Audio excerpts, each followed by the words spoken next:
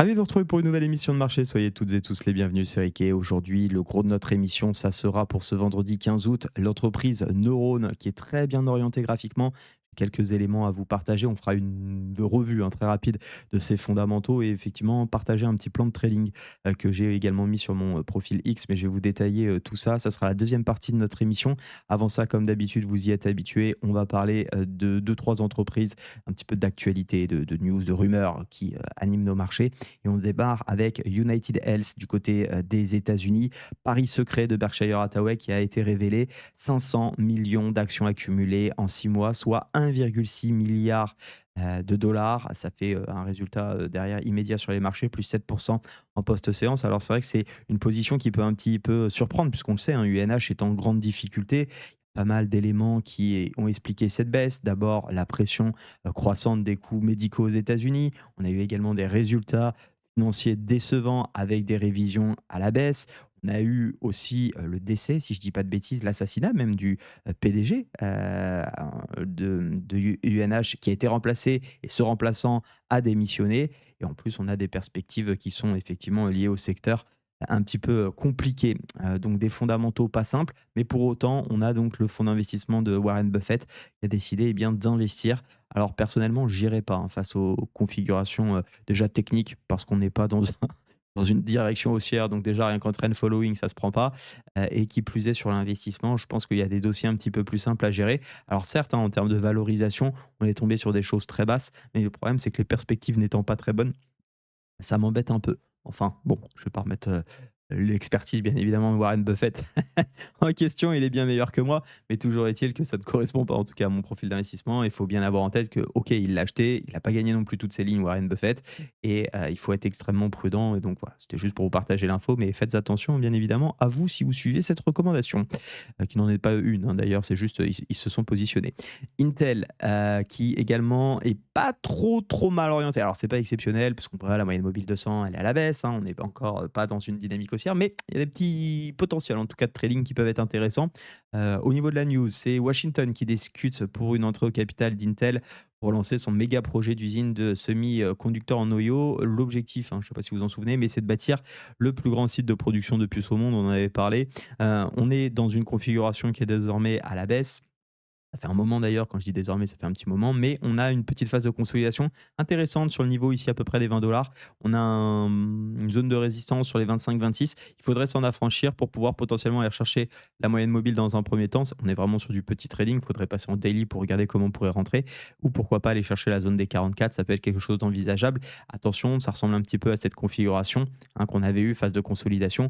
On est dans une direction baissière, donc bien évidemment, ça part de là les retournements de tendance, mais il faut aussi être prudent et peut-être pas viser des objectifs non plus trop déconnants, sachant qu'on n'est pas sur une phase d'accumulation absolument énorme. Elle semble un peu plus importante que la précédente. On est toujours quand même dans une moyenne mobile, vous voyez, très orientée à la baisse, des flux qui sont baissiers, donc ça peut bien évidemment permettre de jouer des rebonds. Il faut savoir ce qu'on fait. N'y allez pas bien évidemment la tête fermée, j'allais dire les yeux fermés et la tête à l'envers sur ce type de graphique. Voilà, en tout cas, du côté des 2 news, je ne vais pas m'attarder dessus, mais j'ai partagé toute une analyse, si ça vous intéresse. Vous savez, ces fameuses analyses techniques avec, proposition de plan en tout cas, sur, Ruby, donc c'est sur mon flux, X. Je vous invite bien évidemment à aller la regarder et on va s'attarder aujourd'hui sur Neurone, comme je vous le disais juste avant, une petite fonctionnalité bien sympathique qui est sortie sur TradingView. C'est pas révolutionnaire parce que ça existe, sur d'autres plateformes, mais en tout cas, c'est intégré à TradingView. Donc pour ceux qui ont l'outil, ça peut vous permettre d'aller regarder. C'est un premier niveau, je pense qu'ils vont pousser la chose. On en parle, ça vous permet de l'utiliser si ça vous intéresse. C'est plutôt pour les investisseurs en bourse. Vous retrouverez ça donc sur leur site directement, produits, graphiques fondamentaux. J'ai pas trouvé l'info, donc si vous l'avez, n'hésitez pas à me le dire. Je pense que c'est accessible pour tous les types de comptes, que ce soit gratuit ou pas. La seule différence, je pense que si vous avez un compte payant, vous avez accès à plus d'historique. Peut-être à plus de fonctionnalités, honnêtement, j'en sais rien. Moi, j'ai le compte, quasiment le plus avancé, en termes de paiement, enfin d'abonnement donc effectivement, il semble en tout cas que j'ai accès à toutes les fonctionnalités. Je ne sais pas, si c'est bridé ou pas, en dessous. Donc n'hésitez pas à checker. Si jamais vous n'avez pas de compte TradingView, je vous mets un lien en description si ça vous intéresse. Vous aurez 15 $ de réduction, à votre prochain abonnement si vous passez par mon lien. Petit lien de parrainage, ça fait toujours plaisir. Concernant donc la fonctionnalité, ici, en fait, l'idée, c'est de comparer des symboles. On va s'amuser à se la jouer bien chauvin comme on aime. LVMH, on va rajouter Hermès, histoire de comparer à peu près. Ah pardon, je suis dans les métriques, hop là. non, c'est pas les métriques qu'il faut ajouter, c'est un symbole Hermès. Voilà. Et ici, effectivement, on a la possibilité d'aller comparer des éléments du compte de résultat, du bilan, du cash flow, des statistiques. On s'amuse à regarder, par exemple, la capitalisation boursière et son évolution.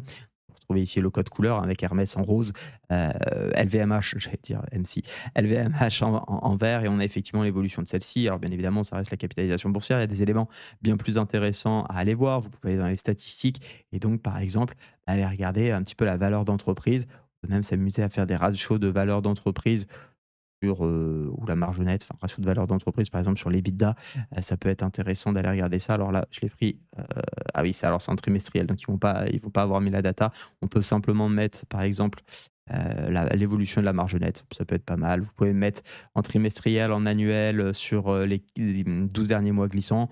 On va prendre, par exemple, sur les 12 derniers mois glissants et regarder un petit peu ce que ça donne. On voit effectivement que, bah, Hermès, a ses marges nettes également qui plongent, mais qui sont plus élevées que comment dire? Que Hermès, que LVMH. On peut également bien évidemment rajouter d'autres datas, si on veut regarder plein en même temps, par exemple le pourcentage de marge, d'EBITDA qui va venir se rajouter. Alors je ne sais pas pourquoi il ne veut pas me le mettre. Tiens, on va le mettre pour voir parce que je trouve ça bizarre qu'il ne me le mette pas. Tac, tac, tac, marge EBITDA en annuel si tu veux pas me mettre, OK. En annuel, c'est parce qu'ils ne nous mettent pas sur le trimestriel, il a pas la data.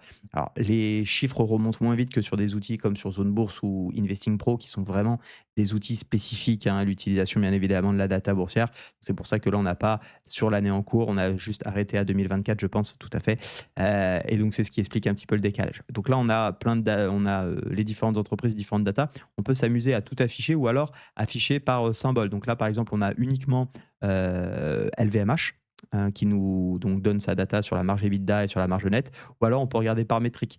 Si je veux comparer, vous voyez, et puis vous pouvez bouger à ce niveau-là sur la gauche, comparer les marges nettes, comparer les marges EBITDA entre Hermès et donc LVMH, et vous pouvez ajouter, je crois, jusqu'à 9 data. Je trouve que c'est une petite fonctionnalité qui est sympa, qui a été rajoutée. Vous pouvez vous amuser à parcourir ça. Je vous laisse bien évidemment en profiter de votre côté. Nous, on va s'attarder au gros du jour qui est donc Neurone. Neurone sur lequel je vais vous partager mon plan. Je vais vous expliquer pourquoi je fais celui-ci. Alors, en tout cas, quel il pourrait être parce que je rentre pas actuellement. Juste avant ça, on va toucher 2 mots de Neurone, on va essayer d'expliquer un peu le contexte. Neurone, pour ceux qui ne connaissent pas, c'est une société, de conseil, hein, qui fournit des services donc d'accompagnement finalement pour les entreprises. Plus spécifiquement, c'est le conseil, l'intégration de solutions technologiques, l'externalisation des des systèmes informatiques, des concurrents comme un petit peu, Capgemini, Obey, des choses comme ça. Waystone, par exemple, qui peuvent être comparés par rapport, à cette entreprise en bourse. D'ailleurs, on jettera un coup d'œil, sur un élément intéressant. L'entreprise, elle est ultra solide pour moi. C'est vraiment une très, très bonne entreprise. Je l'ai dans mes screeners, pour info. Score de la rentabilité de 4, donc vous savez que c'est quelque chose que j'apprécie énormément. Mais pour autant, c'est ce qui fait un petit peu chuter le titre dernièrement. On va revenir dessus. Et on a effectivement la croissance et les flux de trésorerie qui sont de 3. Si on regarde globalement les principales informations grâce à Investing Pro, bah, on a le PER ici qui est de 19. Ses concurrents sont un peu moins chers, hein, en termes de valorisation. Le secteur également. On va surtout regarder les concurrents. Mais bon, à côté de ça, on a une croissance qui est bien plus importante du côté de Neurone que ses concurrents également. Alors c'est peut-être plus petit aussi, hein, donc forcément on a des capacités à grandir plus vite, mais toujours est-il qu'elle fait cette croissance là où les autres sont plus ou moins en difficulté, enfin en difficulté, j'exagère un peu, mais en tout cas qui grandissent moins vite. Au niveau des états de flux de trésorerie, c'est plutôt intéressant sur les dernières périodes, puisqu'on voit tout de suite effectivement on a déjà des flux de trésorerie d'exploitation, donc l'activité qui ramène effectivement de l'argent, et les flux de trésorerie disponibles, hein, le free cash flow, qui également est en augmentation. Donc de ce point de vue-là, c'est plutôt très pertinent. Ce qui bloque un petit peu et ce qui explique, alors je vous remonte un petit peu le graphique aussi, vous voyez, c'est qu'on a quand même, malgré un canal qui reste toujours très haussier, une tendance qui est très haussière de fond, on a une correction quand même depuis, on va dire, l'année 2025. Le titre n'est pas forcément dans ses meilleures perfs sur les dernières semaines. Alors, ce qui peut représenter du coup des opportunités de rebond pour nous, et c'est un peu ce qu'on va essayer de jouer. Pourquoi? Bah, tout simplement parce qu'au moment où ils ont publié leurs chiffres, enfin, ça a été un peu plus détaillé au niveau du 6 août, donc début août, tout simplement, on a un environnement qui s'est un petit peu dégradé et ça entraîne une baisse des marges de 1,4 par rapport au dernier semestre de 2024. Donc OK, on connaît de la croissance, mais finalement le résultat opérationnel se contracte un petit peu, par rapport à ce qu'on avait pu avoir, et donc le groupe a abaissé sa prévision de résultat opérationnel à environ 8 alors qu'il visait une, fourchette comprise entre 8,5 et 9. Et vous le savez, les entreprises très orientées à la hausse, qui ont des belles prévisions, bah, si elles loupent le coche, ça sanctionne. Alors la sanction, elle n'est pas non plus, dramatique en soi, hein. Certes, ça a quand même perdu quelques pourcentages. Si on prend vraiment, allez, on va aller chercher la TH qu'on a atteint, on a corrigé de 20, ce qui est, pour moi, OK et même peut-être en réalité une belle opportunité d'entrée. Voilà, ça c'est libre à chacun bien évidemment d'en discuter. Si on compare, parce que moi c'est ce que je voulais vous montrer. Ah, petite erreur de chargement, on va recharger ça. Si on compare, avec ses concurrents, en fait, je vous ai dé j'ai déjà préparé le graphique. J'ai mis ici la marge de revenu d'exploitation. Même si elle est un petit peu plus basse, qu'attendue, finalement, vous voyez qu'on est quand même devant des entreprises, comme Alten, comme Sopra, comme Obey, mais on est encore derrière des entreprises comme notamment Wavestone qui a la plus grosse marge, de revenus d'exploitation ou encore Capgemini. On n'est pas sur les mêmes capitalisations boursières, vous l'avez compris. Sur Wavestone, c'est kiff kiff, mais on voit quand même qu'il y a des capitalisations boursières plus importantes qui font moins de marge nette et en termes d'évolution du chiffre d'affaires, donc du coup, annualisé sur 5 ans, bah, vous voyez qu'elle est, globalement dans la moyenne. Donc je trouve que c'est quand même pas si mal, en réalité d'avoir ces éléments-là.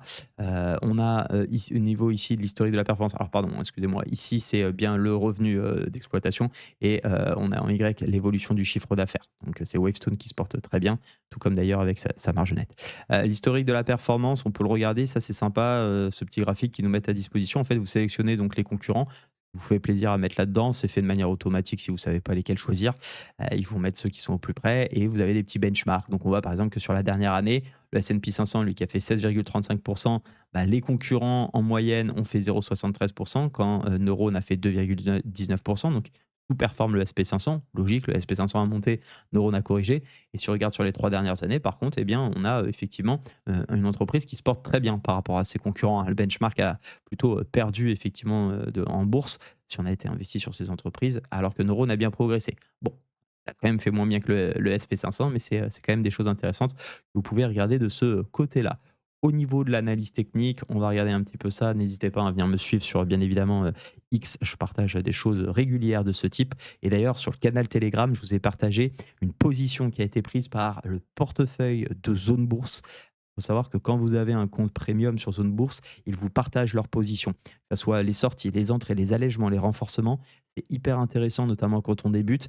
Il y a un petit coût d'entrée, mais qui est autour de 500 euros à l'année, un petit peu moins. Mais je trouve ça quand même ultra pertinent quand on débute parce que ça permet de suivre un portefeuille. Et là, on n'est pas sur du copy trading, hein. Attention, hein, c'est pas du tout la même chose. Il faut savoir que Zone Bourse investit réellement ses fonds et il ne vous recommande aucun broker. Donc les stratégies de venez, on vous fait payer un abonnement pour ensuite vous envoyer chez le broker, ils s'en cognent, hein, ils sont bien au-dessus de ça. On n'est pas sur les traders Dubaï et compagnie, loin de là. Donc franchement, je trouve ça hyper intéressant. N'hésitez pas à venir sur le canal Telegram, je vais partager bien évidemment cette position qui a été prise. Voilà, à titre indicatif, je le ferai pas à chaque fois. Il y a d'autres positions d'ailleurs qui ont été prises, je vous en ai partagé qu'une seule. L'idée c'est pas de faire, une contre, une contre comment dire? Proposition de zone bourse, mais en tout cas vous avez de la data. Concernant donc Neuron sur, l'évolution, on a ici un joli canal haussier et vous le voyez, on a buté sur cette résistance ici, sur le niveau des 47-48 et on revient sur un super double niveau de support. Moi j'adore ça, à avoir une oblique comme ça de long terme, qui plus est avec une moyenne mobile de 100, même si je m'en appuie, de manière plus secondaire, moins un élément que je vais prendre en compte, mais ça n'empêche qu'il est là et qu'on a évidemment surtout ce gros support horizontal sur les 40-42, je trouve qu'on est sur une super zone de prix pour rentrer. Ça peut être d'ailleurs, hein, de rentrer, pour de l'investissement. Alors, il faut être prêt à payer 20 fois la valorisation grosse maille de l'entreprise. Ça, c'est à vous de voir si c'est OK ou pas avec vos critères. Mais ne serait-ce que dans une opportunité de trading, je trouve qu'on est sur un joli niveau. Alors moi, vous le savez, je rentre jamais sur retour sur niveau en trading, hein. Je parle bien sur trading. En investissement, j'ai envie de dire, je regarde presque pas le graphique. En réalité, je m'en fous de timer le marché. Mais sur le trading, effectivement, l'idée, c'est quand même d'avoir un petit signal, un petit quelque chose qui nous montre que les acheteurs sont là. A priori, ils devraient être là, hein, en tout cas, statistiquement, on le sait, sur les niveaux de support, il y a des chances que. Pour l'instant, il y a rien. Pour l'instant, il y a rien, donc j'attendrai un petit signal, un petit chandelier japonais, un petit marteau, des volumes, un petit marteau ou par exemple une englobante pour rester sur les chandeliers japonais, des volumes à la hausse pour effectivement confirmer le tout et puis essayer bien d'aller chercher ces niveaux successifs et pourquoi pas, y aller en 2 objectifs, 47-48 et on pourrait même envisager le haut de canal. Pour ma part, je vous ai mis 47 et 52. Je pense que c'est pas mal d'aller chercher le dernier ATH, mais on peut bien évidemment pour les plus ambitieux, aller chercher beaucoup plus haut. Mon invalidation, si j'avais la possibilité de rentrer, je la mettrais probablement en dessous ici de ce plus bas parce que, pourquoi? C'est pas juste de le mettre à 39,20, on peut le mettre à 39, on peut le mettre à 38,8, vous faites ce que vous voulez. L'idée, c'est simplement de se dire: «OK, si l'oblique elle est cassée, Si le niveau de support il est cassé, si on casse le dernier point bas et qu'on est effectivement dans une dynamique, il peut y avoir une news, hein, qui soit pas très bonne pour le titre, comme par exemple révision encore à la baisse de ses marges, bah, il y a forte chance que le titre corrige un petit peu plus encore. On est sur des niveaux de valorisation qui sont malgré tout assez élevés. Ça ne m'étonnerait pas effectivement qu'on ait une chute de titre plus importante. Donc ça sert à rien de détenir finalement l'action pendant maintes et maintes ce temps. Encore une fois, pour des raisons de trading, hein. Et d'ailleurs, je rappelle, c'est simplement mon analyse, mon plan, ma vision de la chose. Ce n'est absolument pas un conseil en investissement. Donc, ayez toujours bien évidemment votre propre avis. Vous verrez que ça marche beaucoup mieux que de suivre aveuglément les autres. Simplement que si vous voulez vous en inspirer et que ça colle effectivement avec votre façon de voir les choses, et bien tant mieux, ça peut vous ouvrir des pistes de réflexion. Voilà pour aujourd'hui. Moi, je vous laisse avec une vidéo que j'ai faite hier. Regardez, je vous montre ça. J'en suis pas peu fier. Pour ceux qui débutent notamment, mais pas que, hein, il y a aussi des pistes de réflexion. J'ai sorti une petite vidéo bien sympathique. Comment choisir les meilleures actions en bourse pour 2025. Trois types de portefeuilles, parce qu'en fait, c'est bien beau hein, de dire ça, de dire ok, je vous mets trois portefeuilles. En réalité, ne recopiez jamais un portefeuille bêtement. Moi, je vous ai donné un portefeuille croissance, un portefeuille value et un portefeuille rendement yield avec les critères à mettre. Libre à vous ensuite, bien évidemment, d'affiner la chose. Ça vous donne les grandes directions et vous verrez qu'en répliquant la méthode, bah, vous pourrez arriver à une liste d'actions, en tout cas une présélection qui permettra eh bien, probablement de correspondre à vos critères d'investissement. Je suis ravi de pouvoir vous filer ça, donc n'hésitez pas à aller y jeter un coup d'œil. Je vous laisse d'ailleurs juste avec sur la vidéo. Bonne journée à toutes et à tous, soyez prudents sur les marchés. Ciao, ciao.